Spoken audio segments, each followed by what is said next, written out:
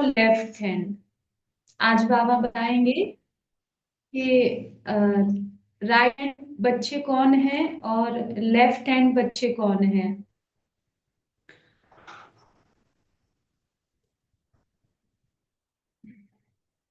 बाप दादा सभी बच्चों को आज विशेष अपने सहयोगी रूप में देख रहे हैं। बाप के सहयोगी स्वरूप का अपना यादगार जानते हो, वो देखा है।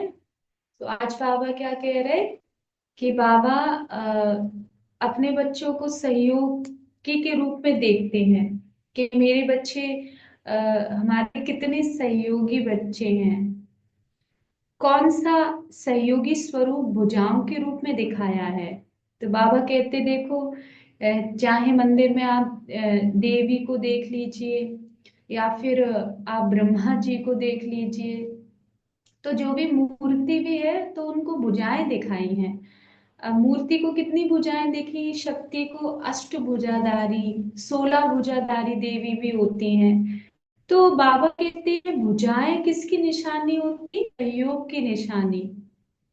जैसे शरीर के विशेष कार्यकर्ता भुजाएं हैं, वैसे बाप दादा के कर्तव्य में कार्यकर्ता निमित्त रूप में आप सब बच्चे हो। जैसे देवियों की भुजाएं सहयोग की निशानी, तो बाबा कहते ऐसे मेरे भी जो सहयोगी बच्चे हैं वो आप हो। आप मतलब हम सब हैं जो बाबा के सहयोगी हैं।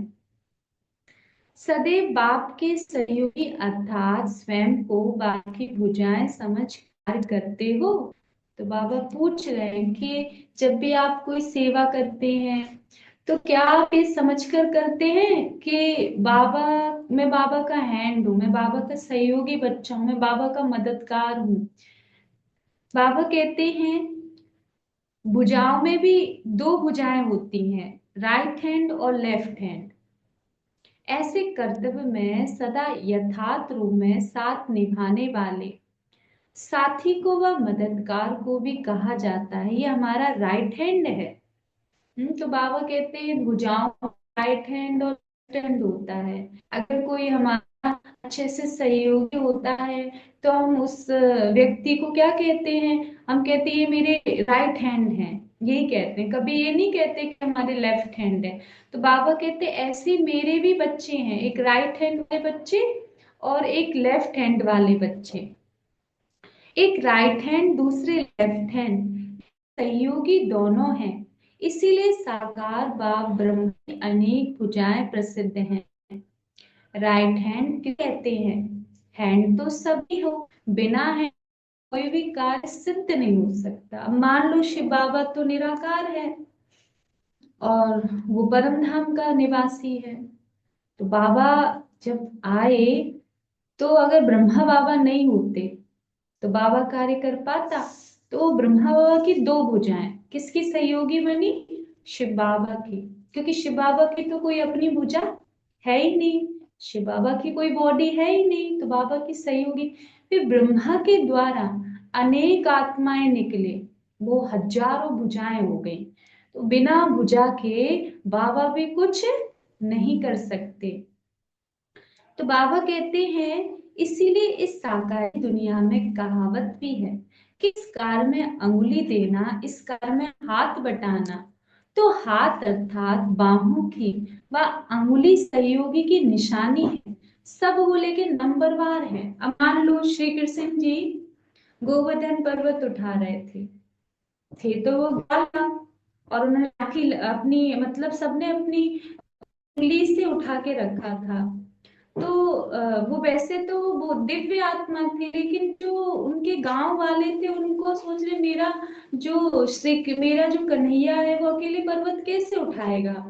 तो सब इतने भोले भाले भावनाओं में थे, तो उन सब ने अपनी अपनी लाठी लगा दी कि मेरे कन्हैया पे इतना ज्यादा वजन आएगा और इतना सारा पानी बरस रहा है, तो मेरा कन्हैया अकेले इतना बोझ कैसे उठाएगा। तो उन सब ने अपनी अपनी लाठी लगा दी और गोवर्धन जो पर्वत था वो उठ गया। तो इसी तरह हम सब भगवान के सहयोगी बन रहे हैं, भले हम राइट है लेफ्ट हैंड है। तो बाबा कहते हैं आप जो भी हैंड हो लेकिन आप मेरे सहयोगी हो। सब नंबरवार हैं। राइट हैंड की विशेषता सदा स्वच्छ अर्थात शुद्ध और श्रेष्ठ होंगे। अब बाबा ने विशेषता बताई कि जो राइट हैंड होंगे उसकी उनकी विशेषता होगी, और जो लेफ्ट हैंड होंगे उनकी विशेषता क्या। तो बाबा ने कहा जो हमारे राइट हैंड होंगे स्वच्छ, और उनकी बुद्धि क्लीन एंड क्लियर होगी, शुद्ध होगी। जैसे कोई भी श्रेष्ठ व शुद्ध कार्य शरीर के राइट हैंड द्वारा ही तो किया जाता है, ऐसे बाप दादा के सहयोगी राइट हैंड सदा बोल में, कर्म में और संपर्क में श्रेष्ठ और शुद्ध अर्थात प्योर रहते हैं। बाबा कहते हैं जो ये राइट हैंड बच्चे हैं ना, वो उनके बोल बहुत अच्छे होंगे। माना उनके अंदर कोई कड़वाहट बोलेंगे, लेकिन शुभ भावनाओं वाले बोल होंगे। किसी को नीचे गिराने वाले बोल नहीं होंगे, किसी को परेशान करने वाले बोल नहीं होंगे, बदुआओं वाले बोल नहीं होंगे। उनके कर्म सबको सुख देने वाले होंगे। उनके संपर्क में आते से ही हमको बहुत अच्छा बाबा की याद आएगी। तो बाबा के वो कौन से हाथ होंगे? राइट हैंड, अर्थात सदा श्रेष्ठ कार और स्वयं को निमित्त समझकर चलने वाले। जैसे भुजाओं द्वारा कार्य कराने वाली शक्ति आत्मा है, भुजाएं करनहार हैं और आत्मा करावनार है। अब देखो हमारी आत्मा भ्रुकुटी में बैठी है और ये हमारे हाथ हैं, तो आत्मा ही तो इस हाथ से कार्य करा रही है। तो करण करावन हार, यानी करने वाली कौन है? ये हाथ है। करावनहार कौन है? हमारी आत्मा। तो बाबा कहते ऐसे ही राइट हैंड सहयोगी सदैव अपनी करावनहार बाप की स्मृति में रखते हुए निमित्त करनहार बनते हैं। स्वयं को करावनहार नहीं समझते, इसीलिए उनके हर कर्म में न्यारापन और निरअहंकारीपन और नम्रतापन के नव निर्माण की श्रेष्ठता भरी हुई होगी। बाबा कह रहे जो मेरे राइट हैंड होंगे ना, उनमें एक विशेषता होगी। जो मेरे राइट हैंड बच्चे होंगे उन्हें हमेशा याद होगा कि मेरे द्वारा बाबा कार्य करा रहा है। करण करावनहार शिव बाबा है, मैं केवल करने वाला हूँ। उनके अंदर न्यारापन होगा क्योंकि डिटैच है। हम्म, क्योंकि बाबा करा रहा है, डिटैच है, तो न्यारापन डिटैचमेंट। फिर बाबा कहते हैं उनके अंदर अहंकार नहीं होगा। क्यों नहीं है उनके अंदर अहंकार? क्योंकि वो समझते हैं हमारे अंदर इतनी क्षमता नहीं थी। शक्ति कौन दे रहा है? बाबा। फिर बाबा कहते हैं जब उनके अंदर न्यारापन होगा, निरअहंकारीपन होगा, तो स्वतः ही उनके अंदर नम्रता आ जाएगी। क्योंकि जब अहंकार ही नहीं है और जब उन्हें लगेगा कि हम तो कर ही नहीं रहे, केवल हम माध्यम है, कराने वाला बाबा है, तो फिर नम्रता भी आ जाएगी। नहीं तो अगर उन्हें ये याद हुआ, बॉडी कॉन्शियस हुए कि देखो इतना सारी सेवा मैंने की है, तो तुरंत हमारे अंदर अहंकार आएगा और जो नम्रता का गुण है वो खत्म हो जाएगा, न्यारापन खत्म हो जाएगा। तो बाबा कहते हैं कि जो राइट हैंड है उनकी तीन विशेषताएं हैं, न्यारापन, निरअहंकारीपन और नम्रता। और बाबा कहते हैं चौथा है और निर्माण। और जब ऐसे बच्चे होंगे तब निर्माण करेंगे। तो बाबा कहते हैं हर सेकेंड, हर संकल्प संपूर्ण पवित्रता स्वच्छ होगा, जिसको सच्चाई और सफाई कहते हैं। बाबा कहते हैं जो राइट हैंड होगा उसके हर संकल्प, हर बोल स्वच्छ और साफ, सबके अंदर छल कपट नहीं होगा, अंदर कुछ बाहर कुछ होगी राइट हैंड के अंदर। जिस जो बच्चा राइट हैंड होगा, राइट हैंड शक्तिशाली होते हैं। और आप देखो ये हमारा लेफ्ट हैंड, राइट हैंड, तो जब भी हम कोई कार्य करते हैं तो सबसे पहले हमारा कौन सा हाथ जल्दी उठता है? बताइए आप लोग, कौन सा उठता है?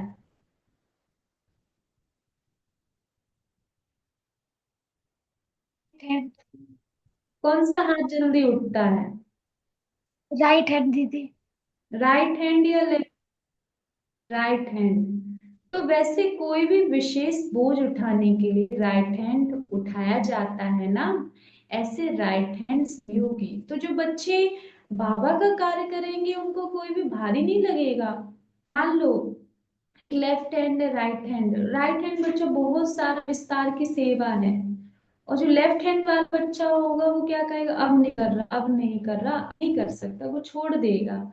लेकिन जो लेफ्ट हैंड वाला, जो राइट हैंड बच्चा होगा, उसे ये याद होगा ये मेरी जिम्मेवारी है, अगर मैं नहीं करूंगा तो कौन करेगा। और ये किसकी सेवा है, कोई पर्सनल किसी व्यक्ति की सेवा नहीं है, ये भगवान की सेवा है। अगर मैं कर रहा हूं तो मुझे कौन देख रहा है, बाबा। और क्या वो मेरी मदद नहीं करोगे, अगर उनके अंदर शक्ति भी नहीं होगी राइट हैंड के अंदर करने की, तो शक्ति को अगर वो हिम्मत करेंगे, शिव बाबा। तो ये अंतर होगा राइट हैंड और लेफ्ट हैंड में, इसीलिए बाबा सबसे ज्यादा कौन सा हैंड यूज करता है सेवा में, राइट हैंड को। तो बाबा कहते हैं राइट हैंड सहयोगी आत्मा सदैव विश्व कल्याण, विश्व परिवर्तन के कार्य के जिम्मेवारी का बोझ अर्थात रिस्पॉन्सिबिलिटी अति सहज रीति से उठा सकेंगे। अर्थात वे अपने को रिस्पॉन्सिबल अनुभव करेंगे। जो जो राइट हैंड बच्चा होगा वो ये सोचेगा कि मेरी जिम्मेवारी है। कौन सी जिम्मेवारी है, विश्व कल्याण करने की। अगर आज मैं नहीं करूंगा तो कौन करेगा। भले ही वो एक दो दिन नहीं भी सोचे चलो नहीं करेंगे, लेकिन कहीं ना कहीं उन्हें याद आ जाएगा, अरे बाबा ने मुझे चुना है, क्यों चुना, बैठने के लिए थोड़ी ना चुना है, बाबा ने सेवा के लिए चुना है। और लेफ्ट हैंड का मुझे क्या करना है, तो सब बाबा के बच्चे कर लेंगे, अगर मैं नहीं करूंगा तो और तो है ना करने के लिए। तो ये लेफ्ट हैंड है। तो बाबा कहते और तो है, लेकिन राइट हैंड वाले को चिंता होगी किस चीज की, सेवा की। वो महसूस करेगा कि मेरी जिम्मेवारी है, मुझे करना ही है। तो फिर बाबा बताओ किसको ज्यादा प्रेम करेगा। बाबा का प्रेम तो सबके लिए है, लेकिन विशेष, मान लो आपके आपके पास सहयोगी है जो बार बार आपके काम आते हैं, और एक व्यक्ति है कुछ कुछ समय के लिए आपके पास आते हैं फिर जब नहीं आते, तो बताओ आपका प्यार किस पर ज्यादा जाएगा, किसकी आप ज्यादा केयर करोगे। केयर तो सबकी है, लेकिन विशेष आपका टेंशन किस पर जाएगा, जो आपका सहयोगी बनता राइट। है। तो बाबा कहते हैं कि राइट हैंड की विशेषता कार्य की गति में अर्थात स्पीड में तीव्रता होती है। ऐसी राइट हैंड सहयोगी आत्मा भी हर सब्जेक्ट की धारणा में व प्रैक्टिकल स्वरूप को लाने में तीव्र होगी, सदा एवर रेडी होगी। यह राइट हैंड की विशेषता है। सही है। बाबा कहते हैं राइट हैंड हमेशा एवर रेडी, समर्पित। जितने भी बच्चे समर्पित हैं या अपने घरों में भी रह रहे हैं, जब उन्हें सेवा पर बुलाया जाता है वो तुरंत हाजिर होते हैं, मतलब वो राइट हैंड आत्माएं हैं, क्योंकि उनको तुरंत भगवान ने बुलाया और वो हाजिर, तुरंत बुलाया। उनके पास भी सेवा थी, उनके पास भी काम थे, लेकिन उन्होंने किस चीज को ज्यादा महत्व दिया, भगवान को। तो वो है राइट हैंड। बाबा कहते लेफ्ट हैंड क्या करेंगे, लेफ्ट हैंड बोलेंगे अभी तो हम आ जाएंगे, अभी हमारे पास समय नहीं है। तो बाबा कहते हैं कि सहयोगी आत्मा भी हर सब्जेक्ट की धारणा में प्रैक्टिकल स्वरूप में लाने में तीव्र हो, यह राइट हैंड की विशेषता है। लेफ्ट हैंड सहयोगी सा रहते हैं, लेकिन स्वच्छता के साथ साथ अस्वच्छता, संकल्प वाणियों कर्म में कभी कभी कुछ ना कुछ अशुद्धि रह जाती है। अब ये जो जितनी भी आपने बातें सुनी वो राइट हैंड के बारे में सुनी थी। अब बाबा कहते हैं अभी तुमने राइट हैंड के बारे में विशेषताएं सुनी, अब तुम्हें लेफ्ट हैंड की कुछ विशेषताएं बताते हैं, कुछ कमियां भी हैं लेफ्ट हैंड में। क्या कमी है कि बाबा कहते हैं लेफ्ट हैंड सहयोगी तो रहता है, लेकिन कभी कभी सहयोग करते करते उस आत्मा के अंदर अस्वच्छता आ जाती है, और वो अस्वच्छता किसमें, हमारी वाणी में। अब मैं ही करूंगा, मुझको ही करना है, क्या सारी जिम्मेवारी भगवान ने मेरे ऊपर रखी है, क्या मुझे ही विश्व कल्याण करना है और सबको क्या करना है। तो ये जो बाबा कहते हैं संकल्प है, कौन करते हैं, लेफ्ट हैंड आत्मा है। तो बाबा कहते हैं अर्थात संपूर्ण स्वच्छ नहीं, पुरुषार्थ की गति में तीव्रता कम रहती है, करेंगे सोचेंगे, लेकिन लेफ्ट अर्थात लेट करेंगे। देखो बाबा ने कितना सुंदर इसमें शब्द बताया कि लेफ्ट हैंड माना लेट, राइट हैंड मतलब जल्दी, फास्ट, एवर रेडी। तो लेफ्ट हैंड बच्चे क्या होंगे, करेंगे तो है लेकिन लेट करेंगे, जब टाइम निकल जाएगा। जिस समय भगवान को हमारी जरूरत थी, उस समय हमने उसकी सेवा में सहयोग नहीं दिया, तो उसको कौन सा हैंड कहेंगे, लेफ्ट हैंड, क्योंकि लेट हो गए। अब जब आप लेट हो गए तो लेट ही तो राजधानी में आओगे, लेट ही तो आपको ताज मिलेगा, लेट ही तो सब आपको मिलेगा, क्योंकि आप लेट हो चुके हो। और जो तुरंत आया, तुरंत सहयोगी बना, वो राइट हैंड था, उसे सब कुछ परफेक्ट और एवर रेडी मिलेगा, क्योंकि वो भगवान की हर श्रीमत पर एक्यूरेट था, क्योंकि वो हर श्रीमत पे एवर रेडी था, हनुमान जी की तरह। तो वो हमेशा क्या है, उनका गधा कहाँ पे रखा, कंधे पे, एवर रेडी, कभी भी माया आए और हम उससे युद्ध करें। तो बाबा कहते हैं कि अ, करेंगे, सोचेंगे, लेकिन लेफ्ट अर्थात लेट, साथ देंगे, कार्य करेंगे, लेकिन पूरी जिम्मेवारी उठाने की हिम्मत नहीं रखी। सेंटर पर हम आए, हमने 1 घंटे सेवा की, 2 घंटे सेवा की, 3 घंटे सेवा की, आ, हमने 4 घंटे सेवा की, लेकिन 24 घंटे की बात ही अलग होती है। 24 घंटे, 24 घंटे और कुछ घंटे, कुछ घंटे क्यों, हाँ कुछ बंधन भी हैं, कुछ परेशानियां भी हैं, बाबा जानते हैं। और कुछ बच्चे हैं भी जो घर में रह रहे हैं या कहीं पर भी, बाबा के लिए कुर्बान है, लेकिन बाबा कहते पूरा कुर्बान होना है, पूरा मतलब बुद्धि से, कि जब आपको बाबा किसी भी सेवा के लिए आपको अगर निमंत्रण देते हैं, तो आपको हाजिर होना है, तब आप कहलाओगे। तो बाबा कहते हैं, लेफ्ट हैंड वाले बच्चे क्या कहते, पूरी जिम्मेवारी नहीं उठाते, हिम्मत ही नहीं, कह तो देते हैं हम करेंगे, ये करेंगे, रिस्पॉन्सिबिलिटी नहीं लेते। रिस्पॉन्सिबिलिटी मतलब किसी को ये बता देना कि हाँ आपके ना आपकी उपस्थिति भी नहीं होगी तो भी हम इस काम को संभाल लेंगे, पूरी जिम्मेवारी से संभालेंगे। तो भगवान को भी उस बच्चे पे भरोसा हो जाता है, तब उसको भी सेवा ऑफर करेगा। जब लेफ्ट हैंड वाला एक ही सेवा की जिम्मेवारी नहीं ले पा रहा, तो भगवान बाकी की जिम्मेवारी उस पर क्यों छोड़ेंगे, क्योंकि वो पहली वाली जिम्मेवारी कंप्लीट नहीं कर पा रहे, वो भगवान को ये नहीं बता पा रहे कि आप हम पर छोड़ दो, हम आपकी जिम्मेवारी संभाल लेंगे। तो बाबा कहते हैं सदा उल्लास, हिम्मत रखेंगे, लेकिन निराधार नहीं होंगे। उनकी स्टेज बहुत समय वकील अर्थात होती है, कायदे ज्यादा सोचेंगे लेकिन फायदा कम पाएंगे, ज्यादा सोचेंगे ये होगा वो होगा, लेकिन फायदा इतना नहीं पा पाएंगे। स्वयं स्वयं के जस्टिस नहीं बन सकेंगे, हर छोटी बात में भी फाइनल जजमेंट के लिए जस्टिस की आवश्यकता अनुभव करेंगे। राइट हैंड लॉफुल जस्टिस है, लेकिन लॉयर नहीं है, और लेफ्ट हैंड क्या होंगे, लॉयर, लॉयर माना वकील। और जो राइट हैंड होंगे वो लॉफुल होंगे, नियम पे चलने वाले होंगे, और जो लेफ्ट हैंड होंगे वो वकील होंगे। वकील क्या करते हैं, झूठ को सच और सच को झूठ, ऐसे तो करते हैं वकील। तो बाबा कहते हैं अब अपने को चेक करो कि राइट हैंड हो या लेफ्ट हैंड हो, लॉयर हो या लॉफुल हो, कौन है। बाबा कह रहे हैं अब आपने को चेक करना है कि आप लॉयर हो या लॉफुल हो, आप राइट हैंड हो या लेफ्ट हैंड हो। बाप दादा के तो दोनों ही सहयोगी हैं, बाबा कहते मेरे दोनों सहयोगी हैं, राइट हैंड भी, क्योंकि देखो कभी कभी राइट हैंड की जगह कभी कभी लेफ्ट हैंड भी हमारे काम आ जाता है ना। तो बाबा कहते सदा अपने को सहयोगी समझने से सहज योगी बन जाएंगे, करावनहार बाप दादा के निमित्त करनहार समझकर चलने से सदैव निश्चिंत और हर्षित रहेंगे। तो राइट हैंड क्यों निश्चिंत और हर्षित रहता है, इसलिए रहते हैं बाबा। हम्म, कभी घबराहट नहीं होती, जो राइट हैंड बच्चे हैं अब क्या होगा, कौन मेरी केयर करेगा, कौन मुझे संभालेगा। तो वो ये सोच लेते हैं हम सेवा किसकी कर रहे हैं, जिसकी सेवा है उसको चिंता होगी ना हमारी। लेकिन लेफ्ट हैंड वाले बच्चे क्या करेंगे, वो अपनी चिंता खुद ही करेंगे।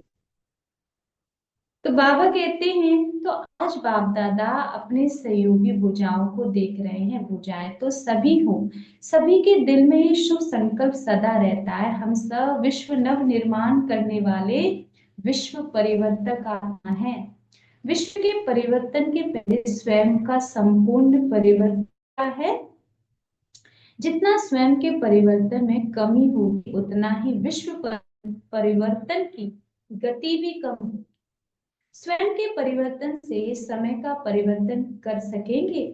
स्वयं को देखो तो समय का मालूम स्वतः ही पड़ जाएगा। तो बाबा कह रहे अब ये नहीं पूछोगे विनाश कब होगा, बाबा कह रहे तुम अपने को देख लो बस। अगर तुम चेंज हो रहे हो तो समझो विनाश नजदीक आ रहा है, परिवर्तन नजदीक है, बदलाव कम है। तो देख लो, बाबा कह रहे तुम स्वयं की स्थिति से समझ जाओगे कि अब क्या परिवर्तन होने वाला है। बाबा कहते परिवर्तन के समय की घड़ी आप हो, तो स्वयं की घड़ी में टाइम देखो। बाबा कह रहे आप ही घड़ी हो, आप ही अपने को देखो। क्यों क्यों देखें?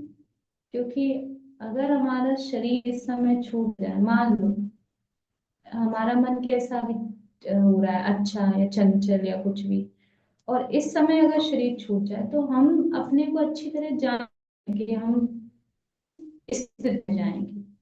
तो बाबा कहते हैं तो स्वयं की घड़ी में टाइम देखो, सारे विश्व का अर्थात सर्व आत्माओं का अटेंशन अब आप निमित्त बनी हुई समय की घड़ी पर है। निमित्त आत्मा क्या है? घड़ी। सब किसको देख रहे हैं? घर में रहने वाले हैं जो। तो बाबा कहते हैं उनको दुनिया देख रही है, लेकिन ज्यादा किसको देख, फोकस ज्यादा किस पर रहता है? समर्पित आत्माओं पे। ये क्या कर रहे हैं, कैसे उठ रहे हैं, बैठ चल रहे हैं, एक एक एक्टिविटी नोट करते हैं और उसको हम कॉपी करते हैं ना कॉपी उनको, क्योंकि वो स्टेज पर है। सेंटर रहना मतलब स्टेज। भले ही हम एक कमरे में रह रहे हैं पर स्टेज है वो। बाबा कहते हैं आपको देख रही हैं सारी आत्मा, आप घड़ी हो। तो बाबा कहते हैं कि अब और कितना समय रहा हुआ है, इसीलिए इस पुरानी दुनिया के समय को समाप्त करने के निमित्त स्वयं को समझते हुए स्वयं को संपन्न बनाओ। समझा? कहते हैं ऐसे विश्व परिवर्तक, रात को दिन में परिवर्तन करने वाले, पुराने को नया बनाने वाले बाप दादा के श्रेष्ठ सहयोगी अर्थात सदा सहज योगी, ऐसे सदा विश्व के हितकारी, विश्व कल्याणकारी श्रेष्ठ आत्माओं बाप दादा का यह प्यार और नमस्ते। हमारा भी बाप दादा को याद प्यार और नमस्ते। तो आज बाबा ने इस पूरी मुरली में दो हैंड्स के बारे में बताया, लेफ्ट हैंड और राइट हैंड। तो बाबा ने कहा अब आप अपने को चेक करो कि हम कौन से हैंड हैं, लेफ्ट हैंड है या राइट हैंड। बाबा ने दोनों की विशेषता बता दी। राइट हैंड की क्या विशेषता, कोई बताएंगे? राइट हैंड की क्या विशेषता बाबा ने बताई? जी, सदा एवर रेडी। बाबा ने जब बुलाया तभी तैयार, कभी लेट नहीं होंगे सेवाओं को लेके। और भी बाबा और ने बोला लेफ्ट प्लेट जी हाँ, और लेफ्ट मतलब हैंड एवर। जी, लेफ्ट हैंड की बताई थी वो। मतलब से बाबा को चॉइस रखेंगे या खुद को चॉइस में रखेंगे? बाबा की सेवा को प्रथम रखेंगे या खुद को प्रथम रखेंगे? खुद की सोच में रहेंगे या बाबा की सोच में रहेंगे? लेट रहेंगे, ऐसे बाबा ने लेफ्ट हैंड की बताई। हाँ, तो बाबा कुछ पॉइंट है इसमें जो बता रहे हैं बाबा कि अब बाबा कहते हैं अपने को चेक करो कि आप कौन हो, राइट हैंड हो या लेफ्ट हैंड हो, लॉयर हो या लॉफुल हो। बाबा कहते हैं स्वयं के परिवर्तन से समय का परिवर्तन कर सकेंगे, इसीलिए इस पुरानी दुनिया के समय को समाप्त करने के निमित्त स्वयं को समझते हुए स्वयं को संपन्न बनाओ। जो बच्चे करावनहार बाप को स्मृति में रखते हुए निमित्तहार बनते हैं, उनके कर्म में न्यारापन, निरंकारीपन और नम्रता आती है। तो बाबा ने ये कहा कि जो बच्चे राइट हैंड होंगे वो अगर ये सोचेंगे कि मान लो हमसे कुछ नहीं हो रहा, मान लो शक्ति नहीं है, फिर हम बाबा से कहें बाबा प्लीज आप करा लो ना, आज मैं बहुत थकान महसूस कर रही, क्योंकि ये रियलिटी है। हम लोग भी बताते हैं कि हम लोग सेवा करके थक जाते हैं, हम थक जाते हैं, कभी मानसिक रूप से, कभी शारीरिक रूप से। हाँ, थकान हर किसी को होती है, शरीर है तो। लेकिन सेवाएं बहुत होती हैं और थके होते हैं, और हम सो भी नहीं सकते उस समय। लेकिन हम फिर से बाबा को कहते, बाबा देखो आपकी सेवा है, अब आप मदद करो। तो महसूस होता है हाँ बाबा मदद कर रहा है। तो ये प्रैक्टिकल बातें हैं। तो बाबा कहते हैं कि बाबा मदद करेगा तो हम बीमार होंगे ही नहीं। वरना कोई 24 घंटे लगा रहे तो वो तो बीमार हो जाए, अगले दिन कहे मुझे बुखार आ गया। नहीं, ये सेवा भगवान की है तो वो हमारी रक्षा भी करता है, वो हमारी केयर भी करता है, वो हमें शक्ति देता है। स्थूलता से तो वो नहीं देता, लेकिन सूक्ष्म में वो हमें शक्तियां, क्योंकि हम किसके लिए बने, भगवान के लिए। ऐसे ही बाबा कह रहे हैं कि जो बच्चे करावनहार बाप को स्मृति में निमित्त करनहार बनते हैं, उनके कर्म में न्यारापन, निरहंकारीपन और नम्रता अपने आप आ जाती है। बाबा को जब याद करते हैं, अहंकार आ भी रहा होगा तो बाबा याद दिला देता है कि तुम्हारी जो विशेषताएं वो मैंने दी है। तो धीरे धीरे करके बाबा हमारा निरअहकारीपन ला देता है, यानी हमारे अंदर दे अभिमान घटे, क्योंकि सेवा भी हम तब कर पाएंगे जब हमारे अंदर नम्रता आएगी, जब हमारे अंदर देभान घटेगा। क्योंकि अगर हमें बॉडी कॉन्शियस याद होगा तो हम सेवा कर ही नहीं पाएंगे। तो बाबा अपने जैसा बना रहा है क्योंकि उसको भी बॉडी कॉन्शियस नहीं है। फिर बाबा कहते हैं विश्व के परिवर्तन के पहले स्वयं का संपूर्ण परिवर्तन करना। जितनी स्वयं की परिवर्तन में कमी होगी, उतनी ही विश्व परिवर्तन की गति कम होगी। तो इस चीज में हमें भी चिंता है, किस चीज की, कि हमें स्वयं का परिवर्तन करना, स्वयं को बदलना है। क्योंकि बाबा कह रहे स्वयं को बदलने से क्या होगा, विश्व परिवर्तन। तो कई सारी कमियां हैं हमारे अंदर जो भी खत्म नहीं हुई है, कई सारी विशेषताएं भी हैं, लेकिन बाबा कहते हैं उन कमियों को निकालो। क्योंकि ये कोई बाहर से चोट लगी हुई दवा, चोट पर लग जाए तो दवा लगा सकती है, सूक्ष्म बातें हैं। और सूक्ष्म चीजों को निकालने के लिए सूक्ष्म शक्तियां चाहिए। बिना सूक्ष्म शक्तियों के हम अंदर की कमजोरियों को निकाल नहीं सकते। इसीलिए बाबा कहते हैं उसके लिए तुम्हें सेवा करनी है, उसके लिए तुम्हें योग करना है, उसके लिए तुम्हें ज्ञान सुनना है, रोज मुरली सुननी है। योग नहीं लगता तो भी लगाना है। कई बार नहीं लगता योग, क्योंकि कई बार हम फंस जाते हैं सेवाओं में, अपने घर गृहस्थ के काम में, कई झंझट भी आते हैं। बाबा कहते हैं उस समय भी हमें करना है, प्रैक्टिस तो करनी है ना। तब जाकर हम अपने सूक्ष्म उन गुणों पर विजय प्राप्त करेंगे। तो आज की मुरली यही थी कि बाबा के सहयोगी राइट हैंड और लेफ्ट हैंड।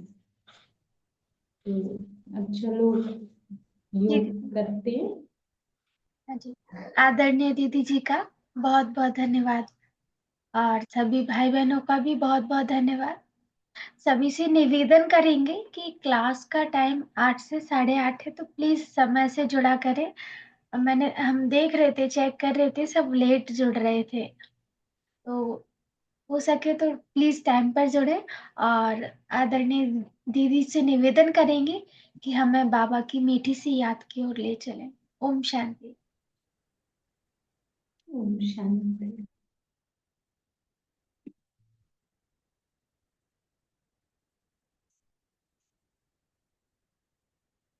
ओम शांति।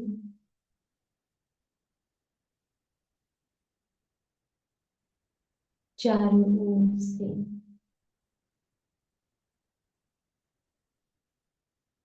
अपने मन को समेट कर मस्तक के बीच चमकती हुई मणि पर मन को एकाग्र करें।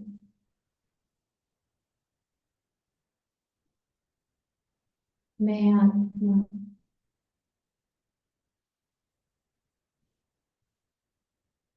प्रकृति के बीच चमक रही, ये भी अपने दिव्य स्वरूप को चमकता हुआ सितारा, उस सितारे से शांति की किरणें निकल रही,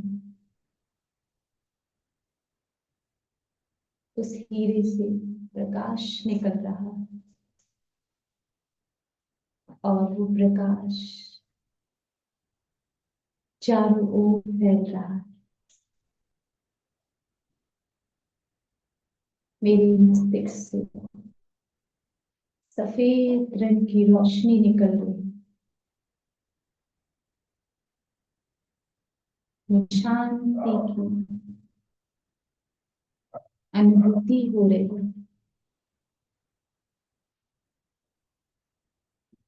शरीर को आने वाले शक्ति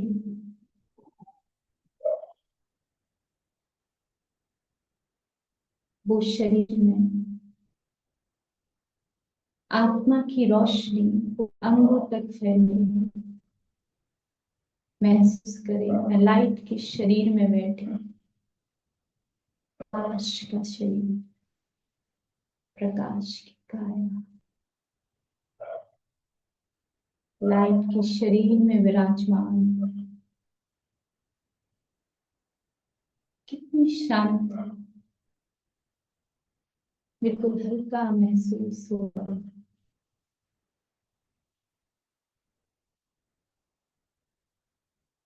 कुछ समय के लिए स्वयं के मन को उस चमकते हुए सितारे पर एकाग्र करें।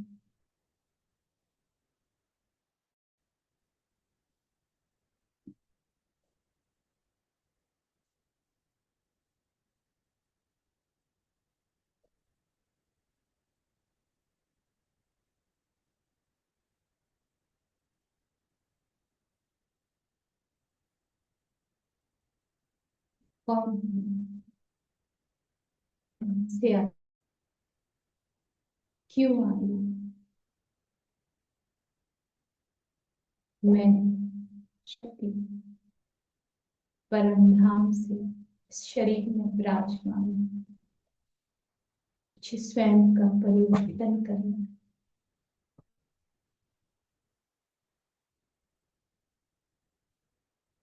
मुझे आत्मा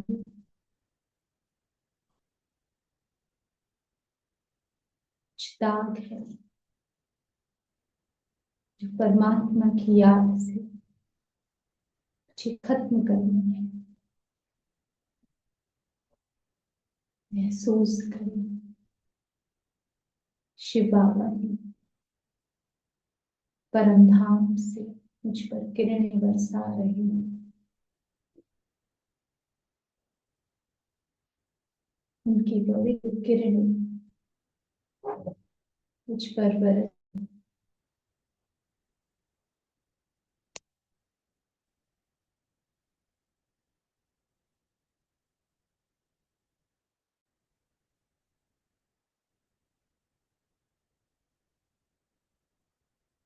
इसी स्मृति के साथ स्वयं को महसूस करें।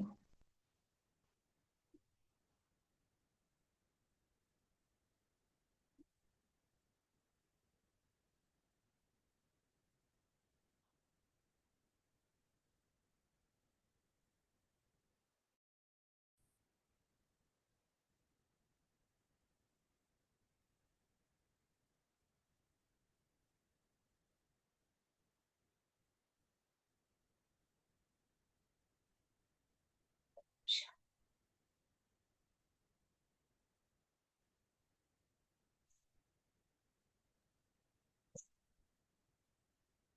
शांति। शांति। बहुत बहुत थैंक यू सभी का, आदरणीय दीदी जी का भी। और शुभ रात्रि। शांति।